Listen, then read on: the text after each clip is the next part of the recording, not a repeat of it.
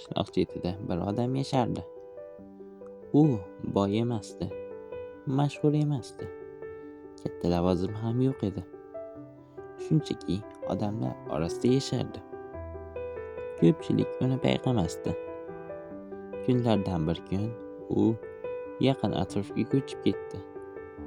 Hech kim bunga katta ahamiyat bermadi. Yana biri ketibdi deb o'ylashdi. Hayot odatdagidek davom etdi. Ammo oradan vaqt o'tib, g'alati narsalar sezila boshladi. Ko'cha boshidagi chiroq bir kun o'chib qoldi. Oldin ham o'chardi, ammo 2 kunda yana o'z holicha yoritardi. Bu safar chiroqqa 10 kundan ko'proq vaqt davomida hech kim tegmadi. Ko'cha chetidagi daraxt shoxlari egilib pastga ketdi. Hozir kimdir uni tartibga keltirardi. Bu safar esa hech kim tegmadi. Shoxlar yo'lni to'sib turaverdi. Boshqa kuni yomg'ir yog'di. Yo'l o'rtasida suv yig'ilib, odamlar uni chetlab o'tadigan bo'ldi. Oldin esa kimdir kichik ariq qazib qo'yardi. Suv chetroqqa oqib ketardi. Odamlar asta-sekin seza boshladi. Kimdir yetishmayapti. Ammo kim? Buni hech kim aniq ayta olmaydi. Hech kim aniq ayta olmasdi ham. Ammo baribir boshqacha edi. Bir kuni bir kishi yo'lda og'ir yuk ko'tarib ketayotgandi.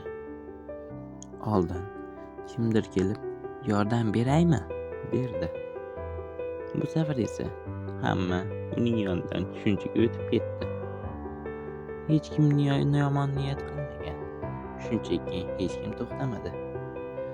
O'sha kuni ba'zi odamlar ko'chada boshida yig'ilib gaplashib qoldi. Oldin boshqacha edi. Nimadir yo'qolgan. Ular uzoq o'ylab turdi. Keyin bir kun sekin "Shu yerda bir odam yashardi", dedi kimdir. Hamma eslashga harakat qildi. Shunday odam bor edi. U katta ishlar qilmagandi, dedi boshqasi.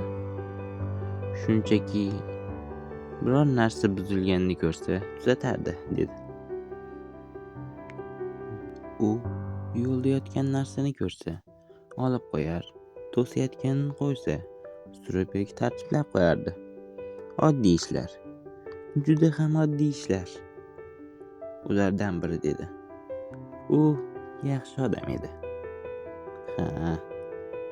Juda oddiy edi, dedi boshqasi. Bir oz kundan so'ng kimdir so'radi. Ismi nima edi uni? Savol oddiy. Ammo hech kim javob bera olmadi. Hamma o'yladi. Lekin javob yo'q edi. Xulosa.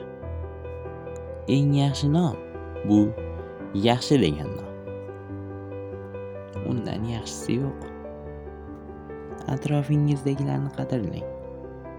Zero ular yo'qolgandan keyin afsuslanib qolmang. Darvoqe, sizga bir savolim bor. O'sha hikoyada aytilgan odamga qanday ism qo'ysa bo'ladi?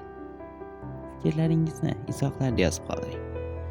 Darvoqe, kanalimda sizni qiziqtirishi mumkin bo'lgan yana boshqa ko'plab videolar bor. Ularni ham tomosha qilishni unutmang. Keyingi videolarda ko'rishguncha, xayr.